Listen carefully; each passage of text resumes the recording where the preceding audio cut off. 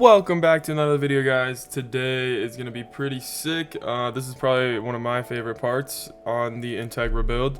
So the first thing I'm going to get started with doing is rebuilding this trans. Pretty much all I'm going to do is just change the synchros out to some new carbon synchros so it can handle the RPM that I want to push through the motor I'm building for it. And yeah. If you guys haven't already seen some of the previous parts on this series, I would suggest you go do that. There's some pretty cool stuff with, like if you like restoration stuff, it's on a 93 Integra DA. Anyway, as you're seeing here, I'm popping the case open, just pulling the top piece off. Easy peasy. These older ones, the cable trans, come off pretty nice. Also, the shift forks are a lot different than the other ones. They come out in like one piece instead of two. But right now I just took out the shift selector and now I'm taking out the reverse stack. So after you get that stuff out, pretty much all you do is pull the main shaft and the counter shaft and the whole thing just comes right out. So now that both the shafts are out, we could finally start taking them apart and changing out the synchros. So the counter shaft is a little more difficult because there's a fat nut on the top, but the main shaft is easy-ish. Sometimes some of the bearings and some of the pieces do get a little stuck on there, so you gotta pry them off. But usually it comes off pretty smooth, as you're seeing here.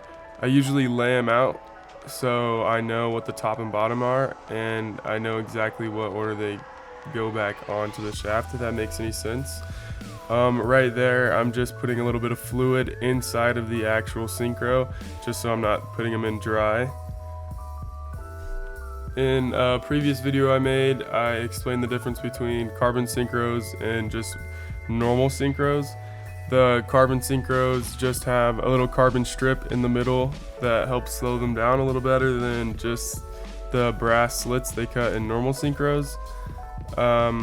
I don't know, you can kind of see the stock ones are brass on the inside and the carbon ones are like dark brown or almost black. But here I am putting it back on. You can see sometimes everything, it doesn't line up exactly like you want, so I am prying this piece back off and I'm going to make sure everything's aligned 100% because it wasn't going on as smooth as I intended it to go. But yeah, you can see I'm oiling up the shaft just a little bit to maybe help it. It didn't really help, I still had to hit it on with the hammer, but I put it on the exact way that it came off, and with a little persistence it went right on. And you got to make sure you line up the synchro in the slot it goes in. You can see there's little teeth hanging up. You just got to make sure it's in the exact spot. Also, when I'm hitting it on, you could see I was applying even pressure on both sides, or when I was going around in a circle, just to make sure I don't put one side farther down than the other. Just helps it go on a little smoother. There you're seeing I put the other synchro on. I'm pretty sure that is third gear. It might be fourth actually. And then I'm putting on the other gear, and then that's the last synchro, fifth gear. At the very top, the easiest one to change. Also the least important in my opinion. You're not really shifting to fifth gear very fast with a longer gear ratio like this. This is an LS trans, so has one of the longest gear ratios in the B series family. You can see I had to persuade that little bearing on the top on just a little bit. That nut came off pretty easily. I went and bought a 1/2 inch Milwaukee impact, and that helps a ton. Also, this gear was giving me a little bit of issues. You could see just trying to hit it off. I tried a few different things. I think the camera did cut, and I ended up prying it off with just those two flat heads. But it was kind of a pain. It would have been so much easier if I had a bearing puller. If you guys are doing this at home, maybe rent one from AutoZone or something. I don't think they're that expensive. I just never felt like getting one. But after a while of me struggling, I eventually get it off. Like usual, I'm pretty persistent. This actually worked very well, just hitting the top. You can see it's sliding right off and it's not putting very much pressure on the gear at all. Yeah, the rest of the stuff came off pretty buttery smooth. You can see I know I said it earlier, the counter shaft is a little more difficult to mess with rather than the main shaft, just because some of the stuff gets stuck a lot easier than the other shaft. But there's only 2 synchros to this one, first and second, where there's 3 on the other ones. Also, if you guys didn't know, most of Honda's transmissions have like only 3 different sizes. Most of them only have 2 actually, but this one's a little older, it's a little special. It has 1 small synchro for 5th, but most of them only have like 2 different sizes. So first and second share the same size synchro, and third and fourth, or not third and fourth, yeah, third, fourth, and fifth actually share the same size. This one was an exception where fifth had a small one. But this is pretty much the exact same thing as the main shaft. Just make sure you know exactly the way everything went on. You can see the same way it was hard to get off, it was hard to get on, and then it gets pretty easy to move at the bottom, so not a huge deal. Yeah, just slid everything on, maybe put a little bit of oil on everything just to make sure. But yeah, the gear stacks are pretty easy, I'd say.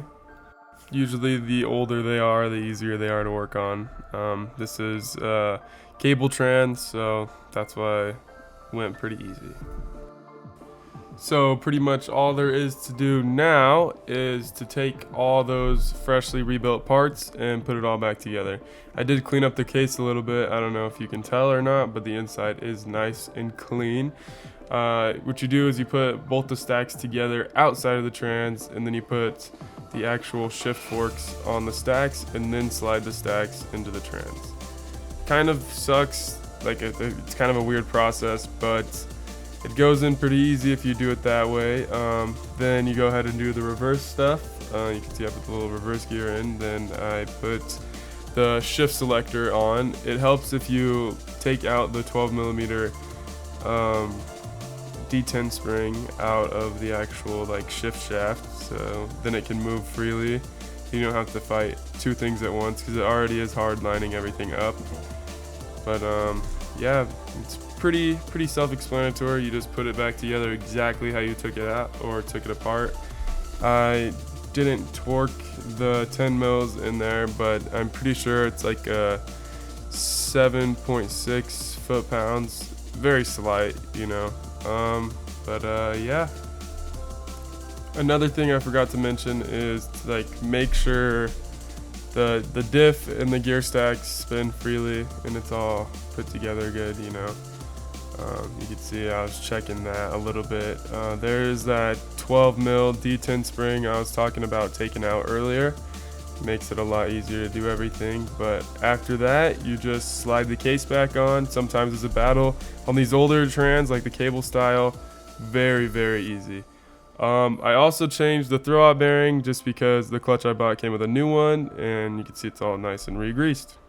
Now it's one of my favorite parts, throwing the motor together. Actually, I'd say my favorite part is pulling it all apart, but this is also nice. I love new parts, if that makes sense. But the first thing I'm going to do is unpackage the bottom main bearings. I'm going to throw those guys in there with no oil because I am going to be plastic gauging this motor. So I'm going to throw the crank in real quick and then grab the mains and find exactly what place they go into, just so I'm ready, so I don't have to look while I'm plastic gauging. While I'm doing this, I was also cleaning off the caps, making sure there was no dust or anything like that to mess up the measurements. That's why it's taking a little longer than you would expect just to put the mains where they go. After I got all the mains in place, I took them all out and put them in order on my table. I also forgot to mention I was putting the bearings in the actual main caps. That's another reason it was taking a little longer. But now you're seeing me put the little plastic piece from the plastic gauge on the actual crank journals. So now I'm going to put the caps back on, tighten them all down. I use an impact just to tighten them so it takes less time. But I obviously don't like really tighten them. I use a torque wrench.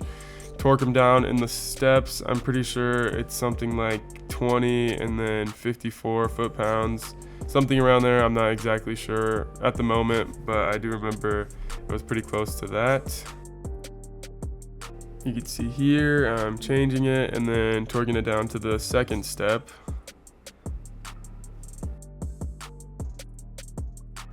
Once I'm done tightening everything, I go and get a longer ratchet and break them loose with a ratchet instead of an impact, just because I don't want to skew the results and weaken the bolt, if that makes any sense. I'm not sure if the impact would, but better safe than sorry.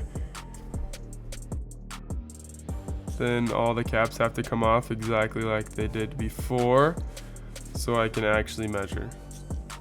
So I'm pretty sure this motor was, I always measure in millimeters. I don't know, I just thought Japanese motor millimeters, you know.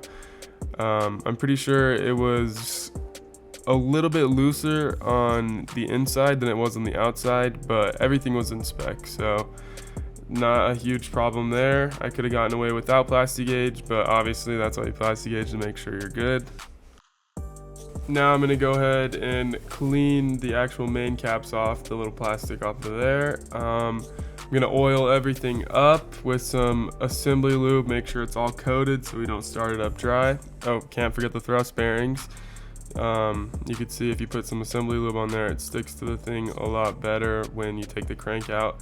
But the way I put them in is kind of just slide them through, and you can hit either side of the crank to make a little more room on the other side. There you can see the assembly lube on the actual bearings. I'm pretty sure I lube it up one more time before I put the caps on. Yep. And then go ahead and put the caps on. The exact same steps as before. Torque them down. You can see I tighten it with the impact again to save a couple seconds. But yeah. So there I just showed the torque specs. First step is going to be 18 foot-pounds. Second step is going to be 56 foot-pounds. Yeah, that's pretty much going to be the end of this video. If you guys enjoyed, feel free to drop a like, subscribe, the normal stuff, and stay tuned for the next one where I build the full motor. And thanks for watching.